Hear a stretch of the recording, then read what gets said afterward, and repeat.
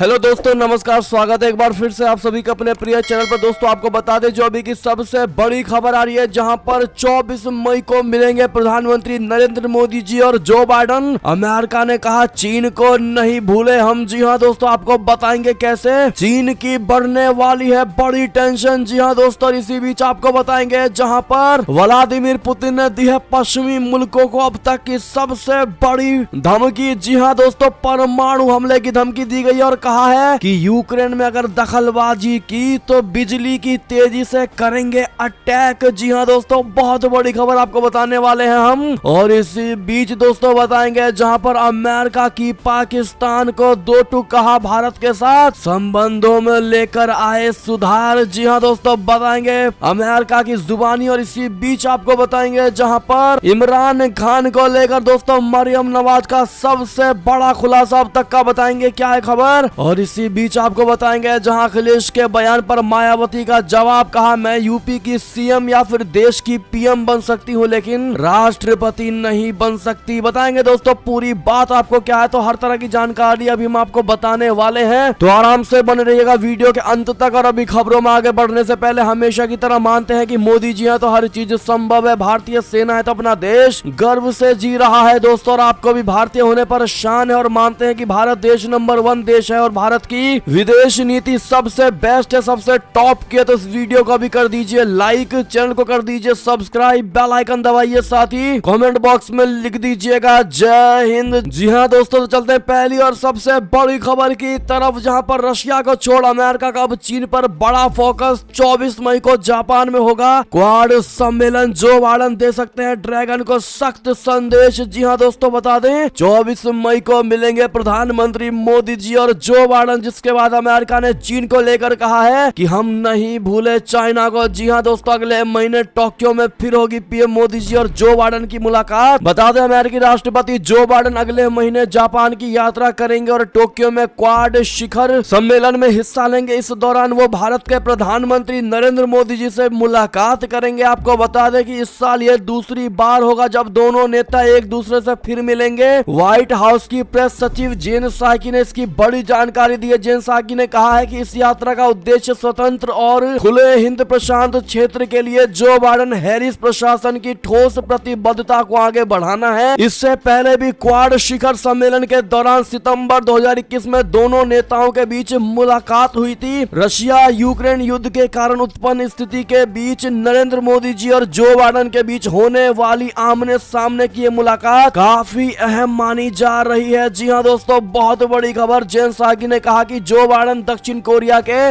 राष्ट्रपति यू सुक येओल और जापान की प्रधानमंत्री किशिदा फूमियो के साथ भी द्विपक्षीय बैठक करेंगे। हमारे नेता महत्वपूर्ण सुरक्षा बलों को गहरा करने, आर्थिक संबंधों को बढ़ाने और व्यावहारिक परिणाम देने के लिए हमारे घनिष्ठ सहयोग का विस्तार करने के अवसरों पर चर्चा करेंगे। टोक्यो में राष्ट्रपति जो बाइडन ऑस्ट्रेलिया, जापान, भारत और संयुक्त राज्य अमेरिका के क्वाड ग्रुपिंग के नेताओं से भी मिलेंगे। व्हाइट हाउस की प्रेस सचिव इस यात्रा के बारे में जल्द ही और विवरण साझा करने के लिए तत्पर है। जी हाँ दोस्तों, आपको बता दें कि रशिया को छोड़ अमेरिका का अब चीन पर सीधा फोकस है। जी हाँ दोस्तों, जो बाइडन देंगे ड्रैगन को सख्त संदेश। दरअसल क्वाड के सम्मेलन में जो बाइडन और प्रधानमंत्री नरेंद्र मोदी जी की मुलाकात होनी है दोस्तों। तो वहीं अमेरिका ने यह संकेत तक दे दिया है कि वो यूक्रेन में चल रहे युद्ध के बीच हिंद प्रशांत क्षेत्र को भी एजेंडे पर रखेंगे। क्वाड समूह में ऑस्ट्रेलिया, भारत, जापान और अमेरिका शामिल है। जी हाँ दोस्तों, बता दें अमेरिकी विदेश मंत्री ने कहा है कि अब हम भारत के पार्टनर बनने की स्थिति में है। जी हाँ दोस्तों, उन्होंने आगे कहा है कि भारत के लिए रूस जरूरत का पार्टनर था जब हम पार्टनर बनने की स्थिति में नहीं थे, लेकिन अब हम हैं और हम इस प्रयास को आगे बढ़ा रहे हैं। तो वहीं क्वाड को चीन टकराव वाली नजर से देखता है दोस्तों, जबकि पीएम मोदी का मानना है कि ये समूह हिंद प्रशांत क्षेत्र में कानून के शासन की रक्षा करते हुए वैश्विक भलाई का काम करेगा। बहुत बड़ी खबर दोस्तों, ऐसे में अब चाइना पर क्वाड बैठक की आंच गिरेगी दोस्तों। ऐसे में आपकी क्या राय होगी, सुझाव राय जरूर दीजिएगा। अगली खबर की बात करें, लेकिन उससे पहले मोदी जी के विदेश यात्रा के लिए उनको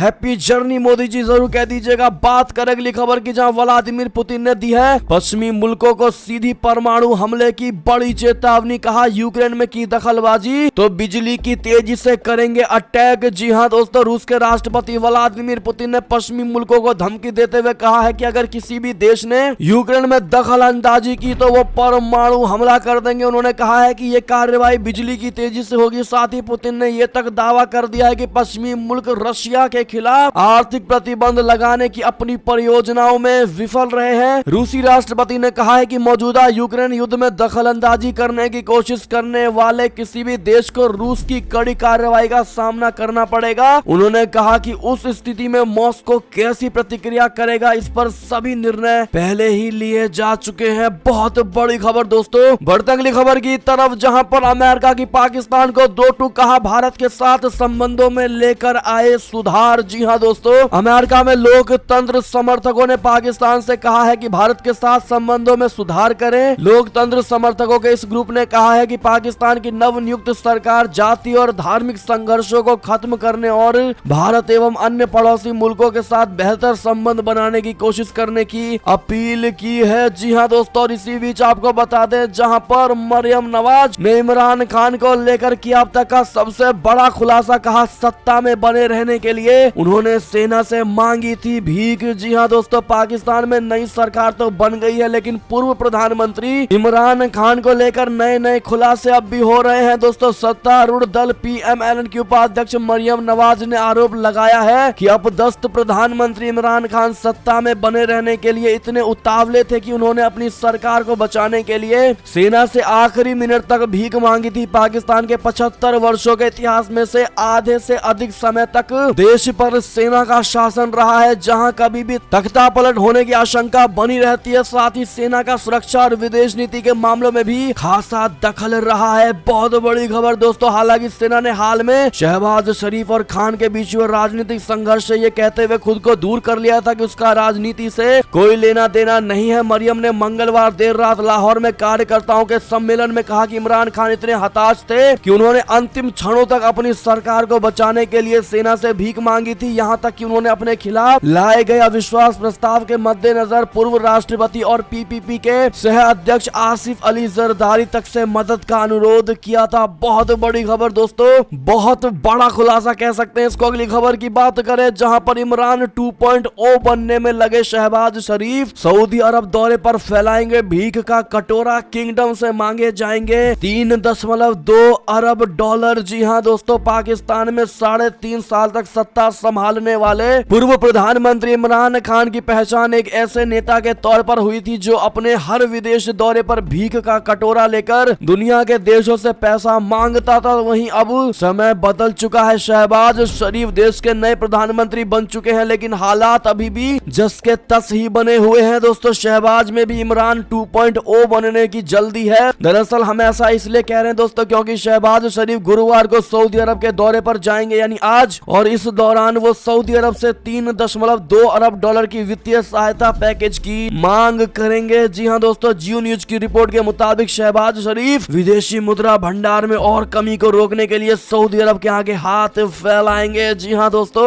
बात करें अगली खबर की, जहां मौजूदा हालात में वायुसेना को कम समय में तीव्र और छोटे समय के ऑपरेशन के लिए तैयार रहने की जरूरत। जी हां दोस्तों, IF प्रमुख ने बहुत बड़ी बात कही है। दोस्तों, वायुसेना प्रमुख VR चौधरी ने गुरुवार को कहा कि मौजूदा भू राजनीतिक हालात में भारतीय वायुसेना को कम समय में तीव्र और छोटी अवधि के ऑपरेशंस के लिए तैयार रहना होगा। एयर चीफ मार्शल चौधरी ने एक सम्मेलन में कहा कि बल को छोटी अवधि के युद्धों और पूर्वी लद्दाख जैसे लंबे समय तक चलने वाले गतिरोध से निपटने के लिए तैयार रहने की आवश्यकता होगी। जी हां दोस्तों, बात करें अगली खबर की, जहां जम्मू कश्मीर से बहुत बड़ी खबर। जम्मू के सिदरा इलाके में बहुत बड़ा आतंकी हमला। सुरक्षा बलों ने टाइमर लगे IED बम को किया नष्ट। जी हां दोस्तों, जम्मू के सिदरा इलाके से संदिग्ध IED बम बरामद किया गया है। जम्मू कश्मीर पुलिस ने इसकी जानकारी दी है। समाचार एजेंसी ANI के मुताबिक IED को रिकवर करके नष्ट कर दिया गया है। सूत्रों ने बताया है कि विस्फोटक को टाइमर के साथ फिट किया गया था। इसमें 100 ग्राम विस्फोटक और 400 ग्राम स्प्लिंटर्स शामिल थे। बम को एक बैग में करके रखा गया था। सूत्रों से मिली जानकारी के मुताबिक पुलिस इस आतंकी घटना में स्लीपर सेल की भूमिका की भी जांच कर रही है। अगली खबर की बात करें, जहां अमेरिकी जासूसों ने की है यूक्रेन की मदद, मार गिराए पुतिन के 8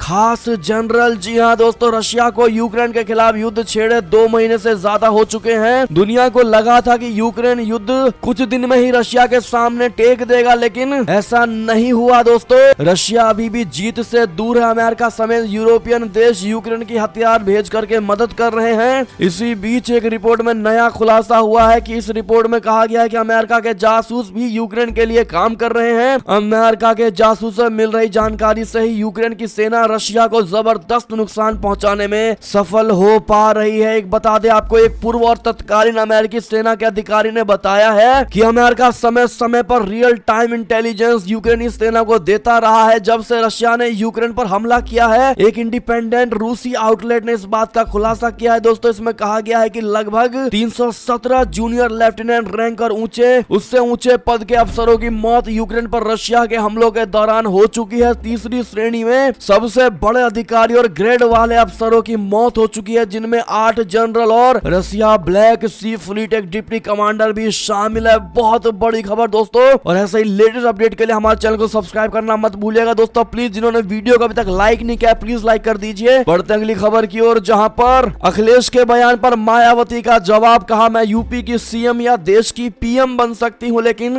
राष्ट्रपति नहीं। जी हां, बहुजन समाज पार्टी की सुप्रीमो और उत्तर प्रदेश की पूर्व मुख्यमंत्री मायावती ने कहा कि मैं यूपी की सीएम या फिर देश की पीएम बन सकती हूं लेकिन कभी राष्ट्रपति नहीं बनना चाहती। दरअसल मायावती ने अखिलेश यादव को इस बयान का जवाब दिया है जिसमें उन्होंने कहा था कि मायावती राष्ट्रपति बनना चाहती है, इसलिए उनका वोट बीजेपी को गया। मायावती ने समाजवादी पार्टी पर आरोप लगाते हुए कहा कि यूपी में मुसलमानों के साथ जो जुल्म हो रहा है उसके लिए समाजवादी पार्टी जिम्मेदार है। मायावती ने यह भी कहा कि समाजवादी पार्टी मुझे राष्ट्रपति बनाने का सपना भी देख रही है ताकि उनके यानी अखिलेश के लिए मुख्यमंत्री बनने का रास्ता साफ हो जाए, लेकिन ऐसा संभव नहीं है, ना ऐसा कभी संभव हो पाएगा। एक इंटरव्यू में मायावती ने कहा कि आज मुसलमानों पर हो रहे अत्याचारों के लिए समाजवादी पार्टी जिम्मेदार है। उन्होंने कहा कि अगर दलित मुसलमान एक साथ आते हैं तो मैं यूपी की सीएम या शायद पीएम बन सकती हूँ लेकिन मैं राष्ट्रपति बनने के बारे में कभी नहीं सोच सकती। बहुत बड़ी खबर दोस्तों। इसी बीच आपकी क्या राय होगी दोस्तों मायावती के इस बयान को लेकर कमेंट में जरूर बताइएगा। और ये थी अब तक की सारी बड़ी खबरें। आपको हमारी खबर कैसी लगी? आशा करता हूँ दोस्तों बहुत अच्छी लगी होगी। अगर थोड़ी भी अच्छी लगी है तो इस वीडियो को अभी अपने भाई बंधुओं में व्हाट्सएप, फेसबुक, ट्विटर के जरिए पूरे भारत में शेयर करना बिल्कुल मत भूलिएगा दोस्तों। और अभी कर दीजिए इस वीडियो को लाइक, चैनल को कर दीजिए सब्सक्राइब, बेल आइकन दबाइए, साथ ही कमेंट बॉक्स में लिख दीजिएगा जय हिंद जय भारत। तो मिलते हैं आप अगली बड़ी खबर में दोस्तों, तब तक अपना ख्याल रखिएगा। आप सभी का बहुत बहुत धन्यवाद साथ देने के लिए, साथ बने रहने के लिए। और खबरों का सिलसिला लगातार हमारे चैनल पर जारी है तो अपडेट रहना बिल्कुल मत भूलिएगा दोस्तों। अगली खबर का इंतजार करिएगा। हम मिलते हैं आप अगली बड़ी खबर में, तब तक के लिए आप सभी का बहुत बहुत धन्यवाद। जय हिंद जय भारत, जय श्री राम, वंदे मातरम, हर हर महादेव।